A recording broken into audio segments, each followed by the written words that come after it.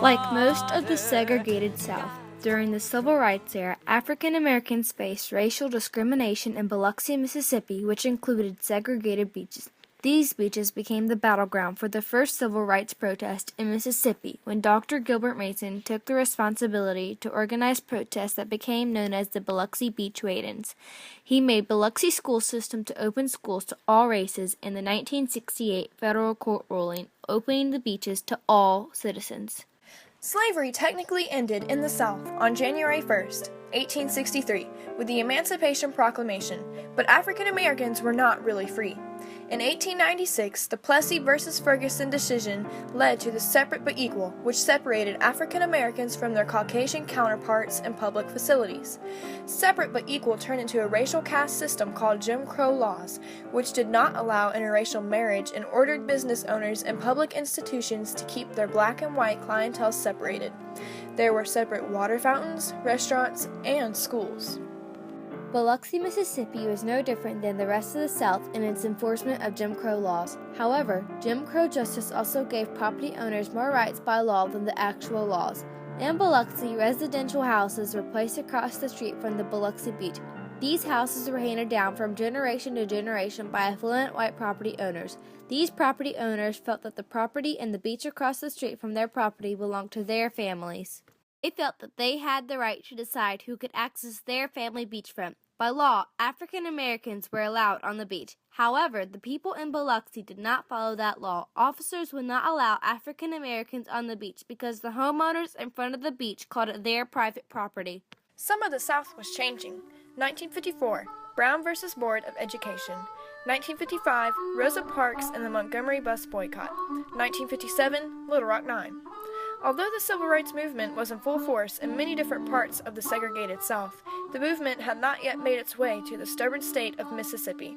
In Biloxi, almost everything was still segregated: schools, shops, restaurants, and even beaches. However, Dr. Gilbert Mason Sr. was about to take the responsibility to make a change. Dr. Mason was born in Jackson, Mississippi on October 7, 1928. In 1955, he moved with his wife and one-year-old son to Biloxi and established a medical practice. He helped form many coastal organizations in Biloxi and Harrison County, including the Gulf Coast chapter of the NAACP. Mississippi's first noted civil rights disobedience splash took place on Thursday, May 14, 1959, when 9 black citizens of Biloxi, Mississippi ventured onto a forbidden spot on a segregated beach in open and conscious defiance of Mississippi's Jim Crow practices. The Biloxi police stopped the peaceful protest and brought in all 9 citizens, charged with trespassing onto what the police called private property. This foiled protest didn't stop Mason from planning future demonstrations, and with the help of family and friends from the local church, he was able to draw attention to the segregation of the beaches. On April 24, 1960, the Wade-In, later remembered as Bloody Sunday, was the most attended and the most violent Wade-In to date. A terrible race riot occurred when 40 to 50 African Americans attempted to swim off the Mississippi Gulf Coast beaches in Biloxi and Gulfport. It was scheduled to start at 1 p.m. right after church. Dr. Gilbert Mason was riding to the meeting point when he was greeted by chaos as he witnessed angry whites attacking the civil rights activists with sticks, chains, carjacks, clubs, pool cues, and a wire cable fashioned into an 18-inch long whip.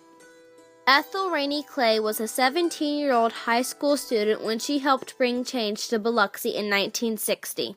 I distinctly remember some of the men who had baseball bats and who had chains that chased us off of the beach and we left running were people that I knew from working at the Buena Vista Hotel. You see what I'm saying? And I recognized some of them as in the process of, of getting off the beach and trying to help each other because they had all surrounded us and had come upon us with these chains and bats and what have you. And we just being young teenagers and all, we were trying to help each other to flee, The assault began with what the New York Times called the worst race riot in Mississippi history. As the commotion continued, the Biloxi officers stood by watching the pandemonium unfold. A deputy came up to Mason and told him he'd have to go to jail, but Mason simply said he would go to jail after he was finished sewing up the people who were injured on the beach. The deputy took his promise and left him to help his brave yet injured friends. After he was finished, he dutifully reported to jail and was immediately bailed out by his family and friends from his church. The violence continued into the night, with 2 white men and 8 black men suffering gunshot wounds. On April 25, 1960, 2 firebombs were thrown into the office of Dr. Gilbert Mason in response to his leadership of the Wade-Ins the day before that resulted in a bloody riot. After one firebomb burned itself out, another one exploded, but neighbors quickly put out the flame. After the riots that occurred as a result of the Wade-Ins in April 1960, the black community borrowed a page from the bus boycott in Alabama by testing a different tactic, boycotting several white-owned businesses instead of planning future Wade-Ins. Specifically, the group targeted the Board and Milk Company, a large drugstore on Howard Avenue, and a general food and variety store on the corner of Nixon and Division Streets. The Justice Department filed suit in the United States District Court to force equal access of the 26-mile beach of the Mississippi Gulf Coast for all races.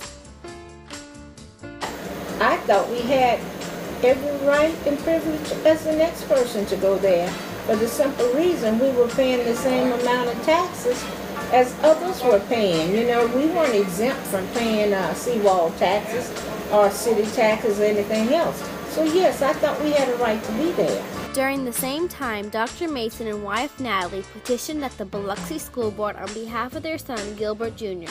They wanted the Biloxi schools to be integrated because African American children did not have the choice to attend white public schools.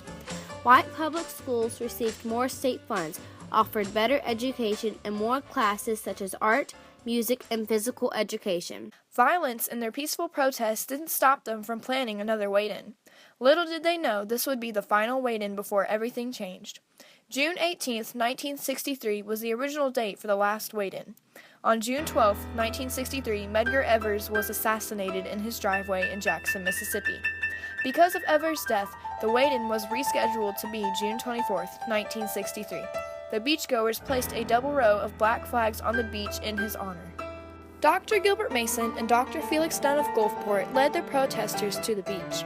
71 people went into the water. From the shore, 2,000 angry whites watched. The event was organized with the cooperation of the new mayor, Danny Geis, whom newly registered African American voters helped put into office, and he demanded a peaceful demonstration, which the officers duly supervised. Mason recalled this event in his book, Beaches, Blood, and Ballots. We swam, played ball, and milled around for 40 minutes or so. But homeowners complained about the protesters, so they were arrested for trespassing and later convicted. The arrest allowed them to get the issue into court. Because the Biloxi Wade-Ins, positive changes started happening. On August 31, 1964, Biloxi's public schools were integrated through freedom of choice desegregation. It was the first act of desegregation in Mississippi. No school-based incidents occurred in Biloxi as a result of the desegregation of education. On August 16, 1968, Judge J.P. Coleman ruled that the Mississippi Gulf Coast beaches were public property, available for the use by all citizens. This court victory opened Harrison County's Biloxi Beach to all African Americans. Biloxi's civil rights splash had trickling effects throughout the nation. Wade-Ins from Illinois to Florida Keys gained equal beach access for all Americans. Since the Wade-Ins, Biloxi has become a growing tourist destination for all people. Its beaches have remained public property thanks to the efforts of Dr. Gilbert Mason. Today, 18% of people living on the Mississippi Gulf Coast work in the tourism industry. Numerous hotels, casinos, and restaurants are now open to all people regardless of their skin color. Although once a segregated battleground, the Biloxi Beach is now big business, as well as serving as a beacon of light to subsequent reforms, such as Freedom Summer, Civil Rights Act of 1964, and Voting Rights Act of 1965. Thanks to Dr. Gilbert Mason for taking the responsibility to secure the rights of all races to enjoy the beach. A lot of people just don't know about it. Just think it's something that just happened, but it didn't just happen. You know, it was some tears and blood was shed.